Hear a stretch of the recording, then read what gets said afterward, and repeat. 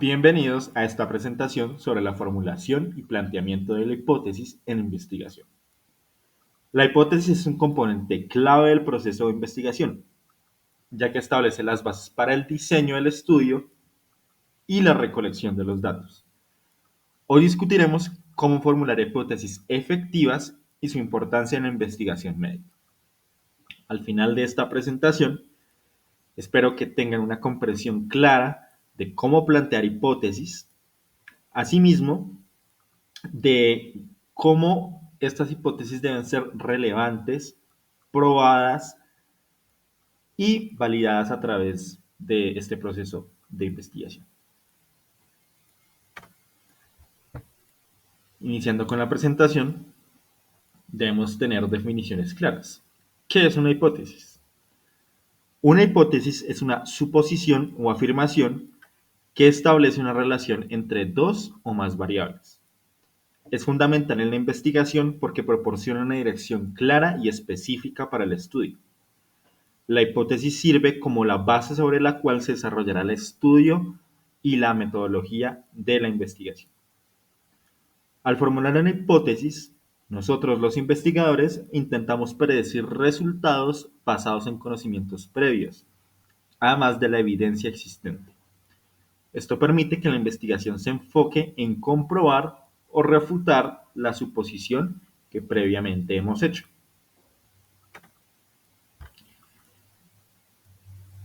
Por lo tanto, la hipótesis tiene una especial importancia, ya que las hipótesis son fundamentales por varias razones. En primer lugar, actúan como guías que orientan la investigación, ayudando a definir el enfoque del estudio. Además, facilitan el análisis de datos al proporcionar criterios claros para evaluar los resultados. Asimismo, una hipótesis bien formulada ayuda a interpretar los resultados de manera más efectiva. Si los datos respaldan la hipótesis, se puede avanzar en la comprensión del fenómeno estudiado. Si no, se puede reconsiderar la hipótesis o explorar nuevas direcciones alternativas para nuestro estudio. Existen diferentes tipos de hipótesis que se pueden formular según la naturaleza del estudio.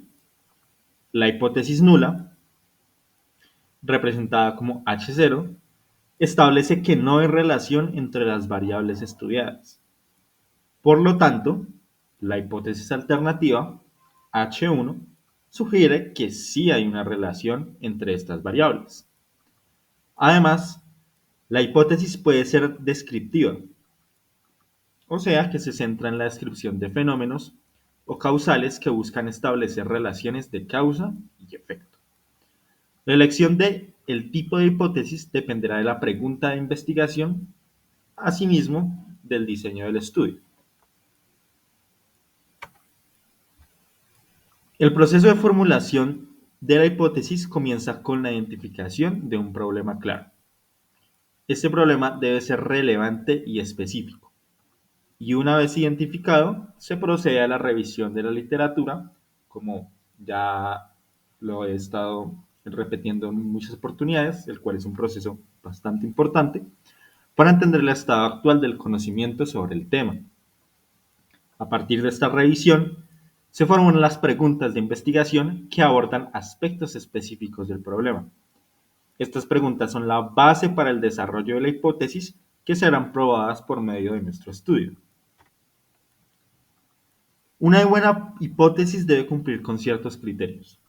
En primer lugar, debe ser clara y específica, evitando ambigüedades que dificulten su interpretación. La relevancia es igualmente importante. La hipótesis debe abordar un problema significativo en el campo que estemos tratando. En nuestro caso, en la medicina o en el subcampo o especialidad de la cual queramos hacer nuestra investigación. Además, debe ser posible probar la hipótesis a través de métodos de investigación. Esto implica que debe ser formulada de tal manera que se puedan recopilar datos y realizar análisis para determinar si esta es válida o no. Aquí tenemos algunos ejemplos de hipótesis. Por ejemplo, una hipótesis nula podría ser: No hay diferencias en la tasa de recuperación entre pacientes tratados con medicamento A y medicamento B. Esta afirmación establece una expectativa de que no habrá efectos significativos entre los dos tratamientos. Por otro lado, una hipótesis alternativa podría ser: los pacientes tratados con un medicamento A se recuperan más rápido que los pacientes tratados con el medicamento B. Esta afirmación sugiere una relación que puede ser probada a través de la recolección de datos. En los estudios cuantitativos, el planteamiento de la hipótesis se centra en medidas numéricas y comparaciones entre grupos.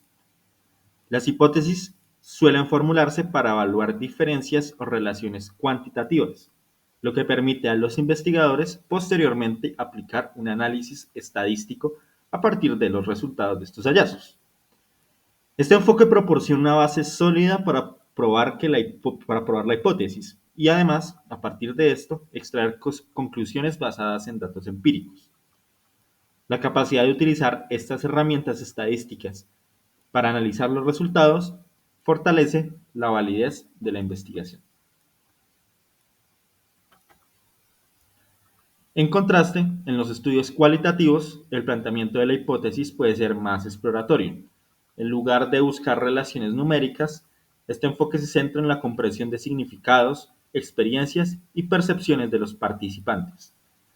Las hipótesis en este contexto son más flexibles y pueden evolucionar a medida que se recopila la información.